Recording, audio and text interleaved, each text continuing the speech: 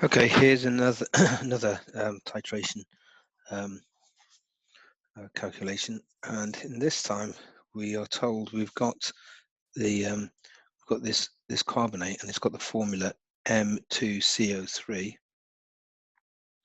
and they're carrying out this titration to find out what the identity of this element M is. And basically, the way we're going to do this, we're going to find out the MR of this compound. If we can find out the MR, then we can subtract the atomic mass of carbon 3 times the atomic mass of oxygen. We should get double the value of M, and so we should be able to find out the atomic mass of M. Look it up in the periodic table, find out what it is. Incidentally, if you look at this, we know that the carbonate ion has a 2 minus charge, so we know that the metal M must be a single plus. So that means it's probably a group 1 metal. Almost certainly is a group 1 metal.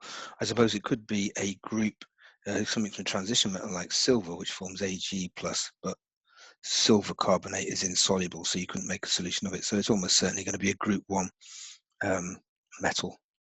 Okay, so let us do our little diagram, little picture of what we normally do. Okay, so 1.9 grams of the carbonate was made up in the 250 volumetric. So let's draw that first of all.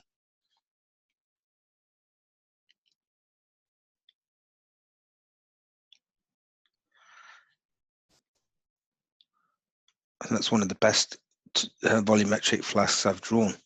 It's really symmetrical. I'm very proud of that. So this is 250 centimeters cubed, and we've got 1.90 grams of M2CO3 in there. And if you look at the next bit here, then it says we are going to 25 centimeters cubed of this solution transferred with a pair as usual into a conical flask. Okay, so we're going to take 25 of that out into the conical. That conical flask is quite good, but it's a little bit too fat and not quite thin enough. But anyway, not have to do. 25 centimeters cubed of that goes into there, and then they titrate it against hydrochloric acid. So the hydrochloric acid is going in the burette, and that's the concentration of it, 0.11, and we need that much volume of it. So here is our burette.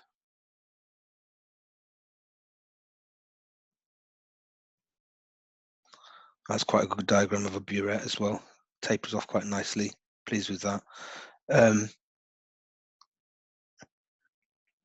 So here's our HCl in there. And that's 0.112 mole per decimeter cubed. That's the concentration of it. And we've got 24.5 centimeters cubed. Okay, now let's just remind our usual 2 equations we're going to need. Let's draw them up here. So we're going to have concentration moles over volume in dm cubed, and we're going to have moles is equal to mass over mr.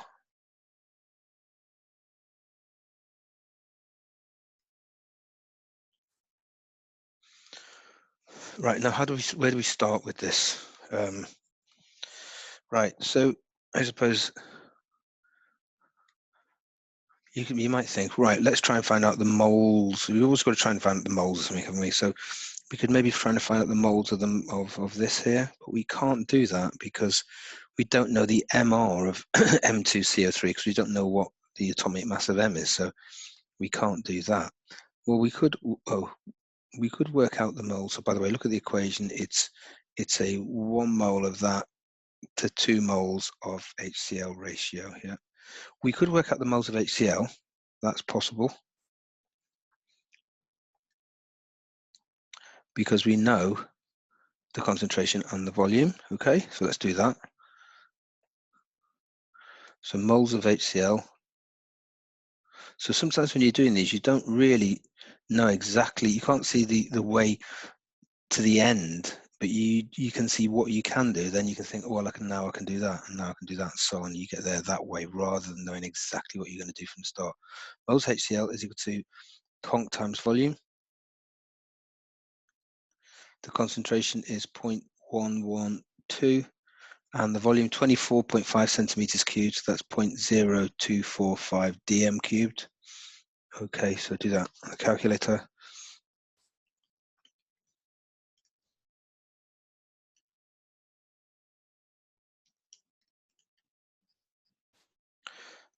That's 2.74 times 10 to the minus 3 moles. Now, can we work out the moles of magnesium carbonate? We can. Look, we've got a 1:2 ratio, so we've got moles of magnesium carbonate is going to be half, not magnesium, of the metal carbonate, sorry.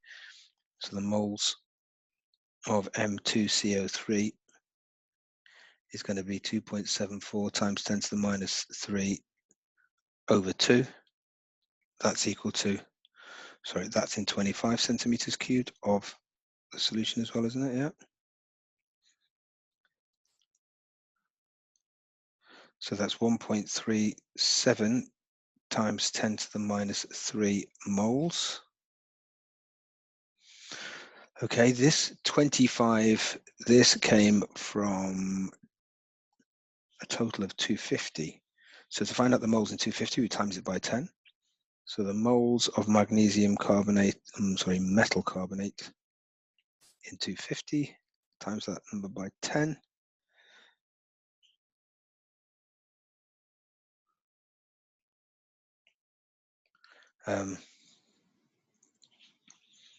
Is equal to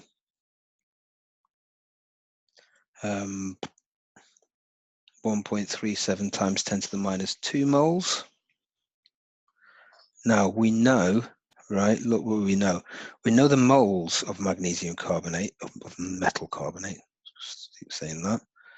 And we know the mass as well of it. Look, that's 1.9 grams. Right, if you know, we're going to use this equation here, yeah? If you know the moles and the mass, that means you can work out the MR. And if we know the MR, then we can find out what the identity of M is.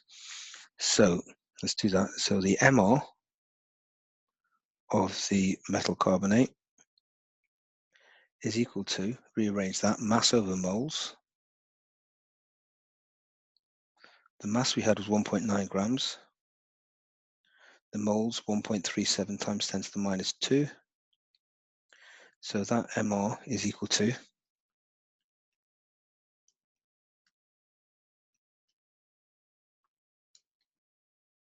138.48.